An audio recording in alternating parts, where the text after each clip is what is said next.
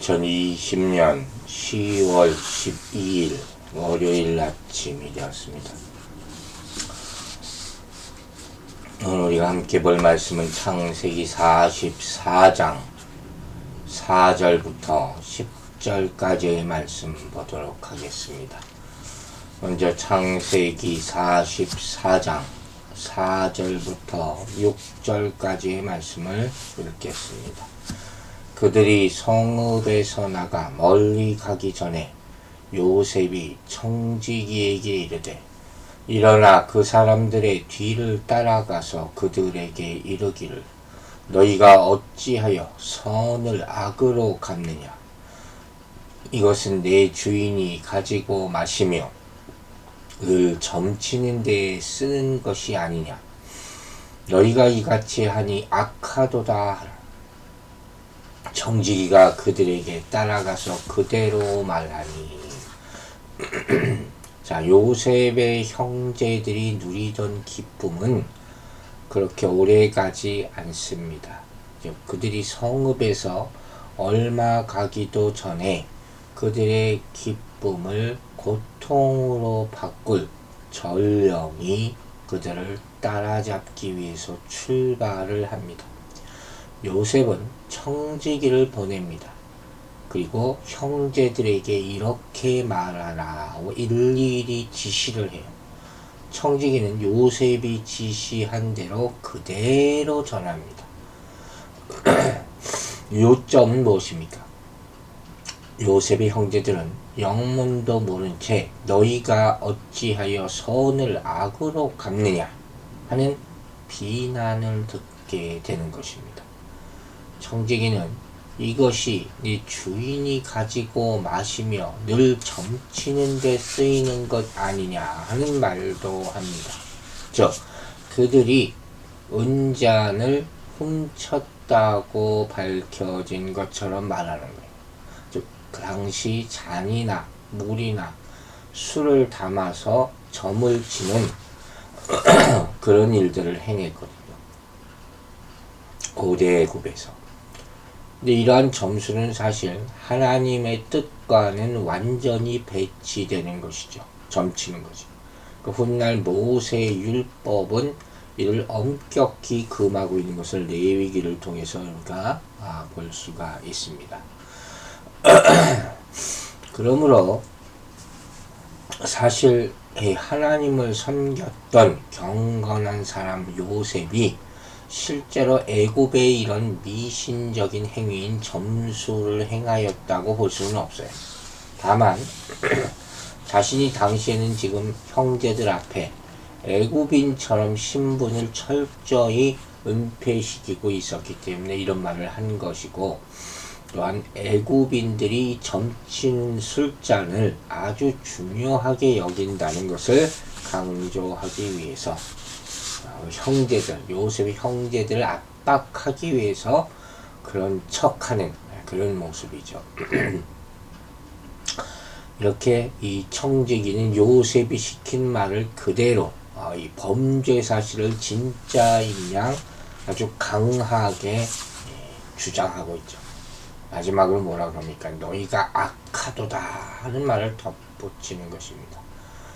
그들에게 융숭한 대접을 베풀고 또 가두었던 형제도 풀어주었고 곡식도 많이 주었는데 어째서 주인의 물건을 훔쳐서 은혜를 원수로 갚을 수가 있느냐 이렇게 추궁하는 그런 장면이죠.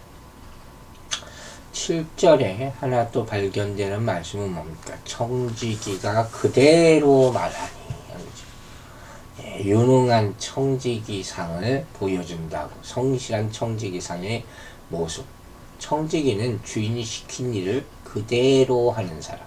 그게 청지기죠. 이 사람은 자기 의견이 없어요. 요셉이 의도하는 바, 주인이 의도하는 바를 정확하게 알고 있고, 또 요셉이 그 형제를 대하는데 큰 역할을 하고 있어요. 이 청지기라는 이름이 계속 지금 형제들과의 중재 관계에 있어서 나타납니다. 마치 과거의 요셉이 보디발의 집에서 가정 총무의 역할에 충실한 것과도 유사하죠. 이와 같이 이 충실한 청지기의 모습은 주님을 섬기는 성도의 역할에 대한 암시가 되기도 하는 거예요. 이죠. 자, 이렇게 형제들은 계속 어려움에 빠집니다. 그런데 이것은 뭐라고 했어요? 시험이라고 했잖아요. 정말 그들이 변했는지를 지금 요셉이 계속 시험하는 거예요. 우리도 마찬가지입니다. 우리도 우리 세상에서 시험 당할 때 이상하게 여기지 말아야 할 것이에요.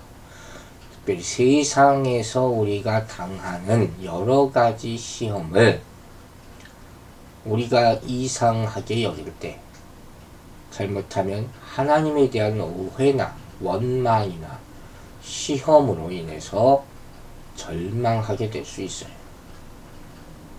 그런데 때로 하나님은 당신의 자녀된 우리가 여러 가지 시험을 당하는 것도 그분의 섭리 가운데 하나로 허락하십니다.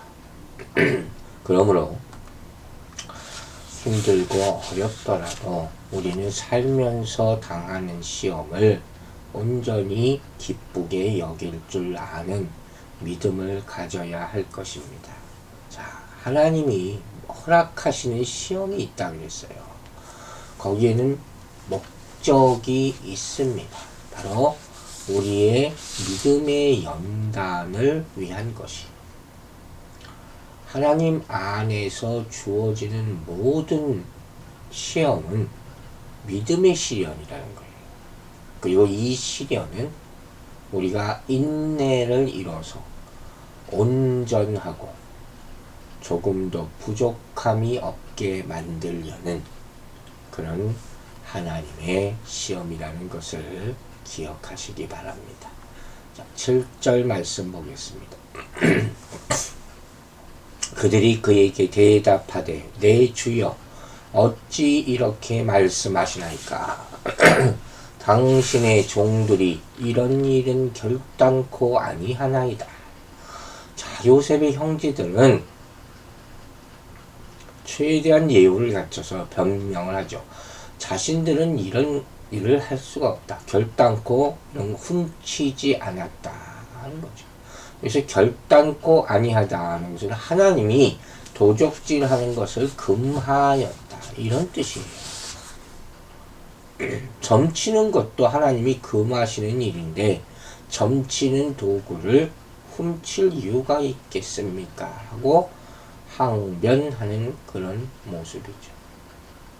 실제로 요셉의 형제들은 도둑질을 하지 않았잖아요. 그러니까 이렇게 강하게 항변할 수가 있었죠. 하지만 이 상황은 그들이 아니라 요셉이 주도하고 있는 것이죠.